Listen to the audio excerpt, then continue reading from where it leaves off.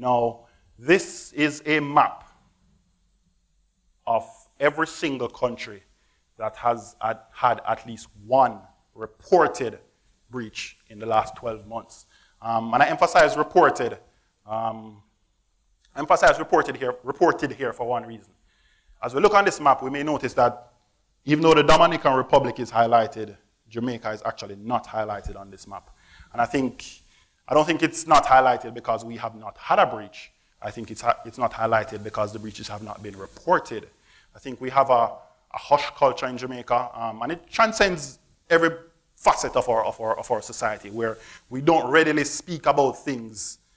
We don't readily speak about things that are criminal and things that border on crime and so on. Those things are actually kind of kept in hushed tones. So, you know, an organization suffer a data breach, it's not reported. I mean, notwithstanding, there's no law requiring you to report the breach, but the information is just not shared. Part and parcel because it could be very damaging to the business, and I'm not mistaken it. It could actually be very damaging to your business, so you may not want to report it publicly. But even within the security community, there isn't a sharing of that information that, you know, look, we've had an issue, be on the lookout for these things as we go along. Now, this raises a lot of privacy concern, and there are absolutely no business that is immune from suffering data breach. So one of the challenges that the industry faces, or businesses faces, is the breach and breach response times in particular. Now, it will take, we can see on the chart, it takes seconds to hours for a breach to be successful.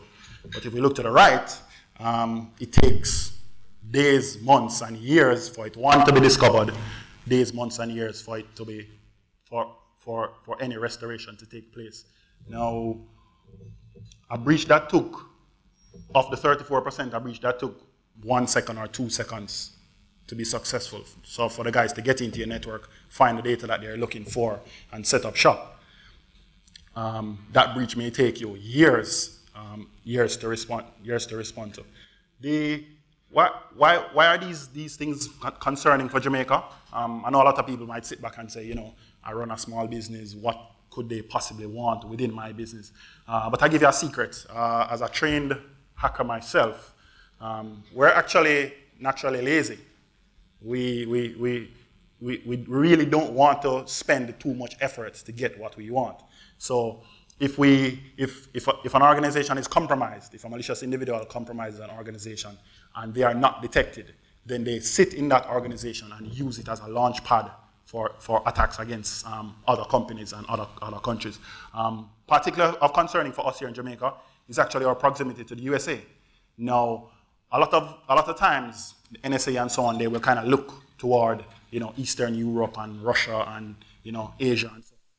But they may not consider our organization, not just the NSA, but they may not consider the Caribbean, Latin America as a major threat area. So what these guys will do is they will compromise a machine here in Jamaica and they find, and I mean, it's not detected or anything like that, and they just use that machine to launch attacks against the United States. Now, do you want to be one of those companies that when the NSA turns around and say, okay, this IP address comes from a company down in Jamaica, and they head down here and, you know, collect all the equipment and it ships back to the USA with it? It's very timely that we understand how the things evolve. So something that takes you a second to do may actually take you a couple of years for you to have your service restored. And that includes getting back your information, getting back your data, building back the reputation of your company, and so on. Now, how do companies get breached? Every breach will fall in one or more of these 4 categories. Either the policy category, processes, either in technology or in people. Now let's take a look at the policies quickly as we go. So these are the 4 basic policies that we believe most organizations, if not all organizations, should actually have in place. You should have an IT security policy. Your IT security policy will define how your data is handled, what is public, what is private, what is secret. It will also define things like, you know, how your network is configured, how your server is configured, what applications you use, and how are those applications secured. An acceptable use policy. This policy just defines how the assets that you give your employees are used. So the mobile phone that they have, the tablet, the laptop, the desktop computer, and so on. How are those devices used? Can they be used for personal uses? You know, are you going to allow them to do their schoolwork on it and so on? And, you know, print a 100-page document on a printer that's sitting in the corner of your office. Your internet use policy. I dare say that no business can function effectively today without the internet. So you have to put in some guidelines, how your employees use the internet. What are some of the things that they can and can't do? Oftentimes, it's used on behalf of the company anyway, but there are some companies that give some leverage. So you need to define whether that is an unlimited latitude or you have to operate within a specific framework. Email and communication, again, important. Not many businesses can survive without a proper email and communication infrastructure. So the email and communication policy will define how your email is used. The communication bit as well is particularly interesting. Again, not a lot of information regarding security is actually reported to the press and so on in Jamaica. Now, but you really do have to define who speaks to the media, should the media come knocking at your door, and what is said and so on and how it is said.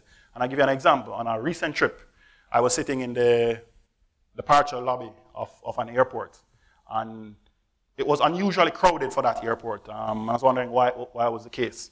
Things were moving very, very slowly, and then somebody just came on the PA system and said, our scanners are down, please be patient with us. Now, I'm thinking to myself, that person probably should not have said that over the PA system.